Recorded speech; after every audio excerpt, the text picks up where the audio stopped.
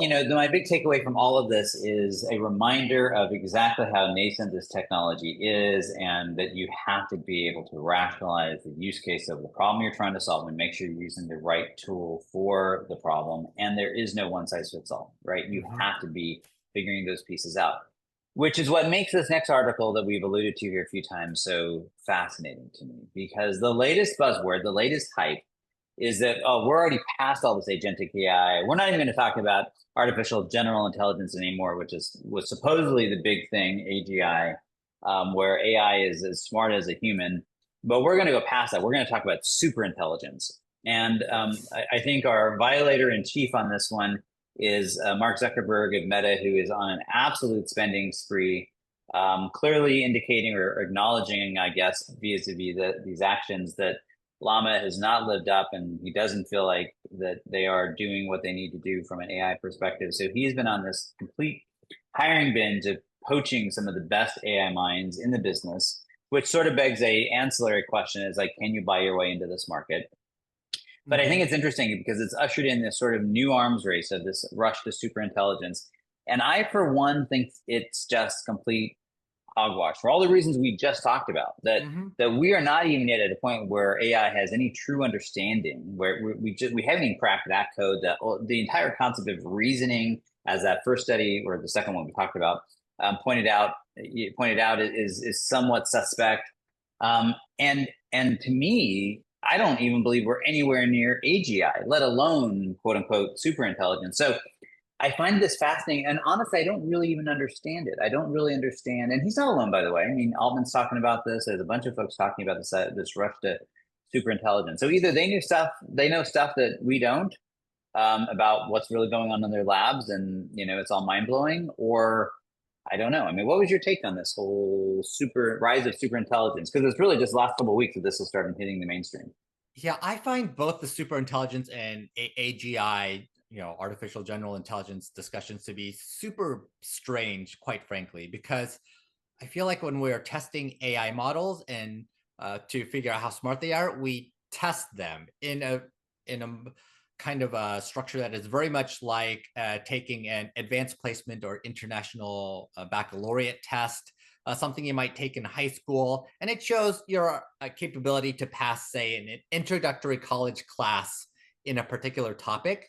But if you've ever done graduate work at any level, you know that graduate research is about doing sustained research for a matter of months, sometimes years, to look for novel and interesting new trends. When we give out Nobel Prizes, we don't give it to somebody who did the best on a test. There, seriously, we do it to someone who does 5, 10, 15 years of research in a very specific topic and came out with one new novel capability that ends up changing the world.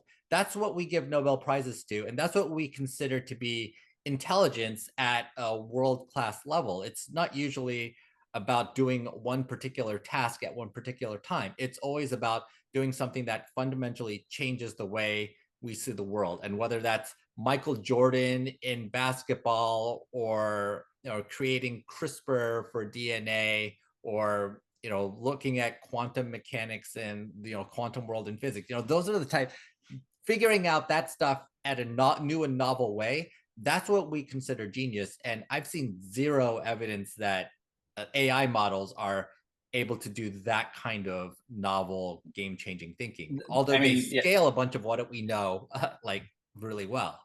I think they're amazing tools to help humans do that. And there are a handful of examples of AI identifying novel things, but almost exclusively those are simply because they were able to identify patterns that humans were it was maybe too Mhm. complex for human to find, at least in the normal course of action. And so, yeah, Yeah, I like think I've got Einstein right here. It's like we don't have an AI who is actually Einstein, even though Salesforce tried to convince us of that for a while. yeah, that's the beauty of marketing. Yeah, so I do find this whole thing really fascinating, and like I said, I don't know if this is just a about the stock market and about investors and about trying to get past it. But what I don't fully understand is there's still so much ground to cover, and I think probably more than anything. And again, maybe they're doing something that we're not aware of, but Mm-hmm. The thing that I struggle with is that what is becoming increasingly clear to me is that the LLM approach to driving this level, I think it's going to hit a wall. I actually am not convinced that this is the technology approach that actually is going to get us to AGI, let alone super intelligence, whatever that means.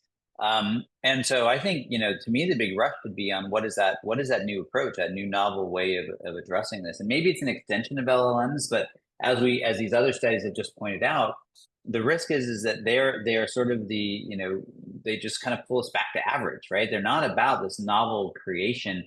And they're not even, and because of that lack of deep understanding, they're really not even capable today of executing tasks that your average high schooler can do, or these sort of complex processes that I could give somebody, right? I mean, and so I think those are the challenges that we still have in front of us around it. And so it's this really interesting space that we're in, where it's like, on the one hand, we're having these conversations about how we can't do basic execution. I had a buddy of mine say that he's talking to a bunch of professors and saying all this, basically we're still years away from agentic AI being real, which I don't believe that's truly true. But it speaks to the fact that there's that reality, and then we have this sort of talk, and it just, kind of crazy. No, I think agentic AI is close, but partially because we are going to be able to create systems that figure out very specific types of reasoning for specific tasks that we're trying to get done.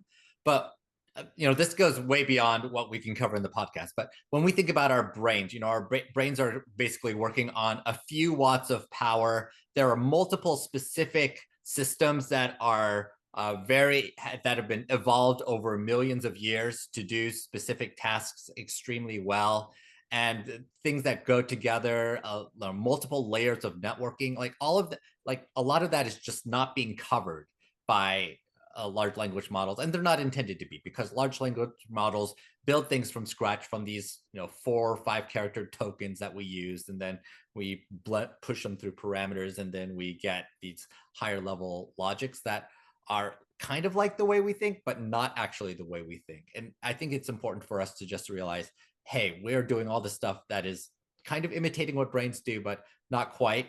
Because for one thing, we're not building nuclear power plants to power our brains. We don't need to. Our brains are much more efficient and much more specialized in ways that we are not taking into account if we're thinking about super intelligence.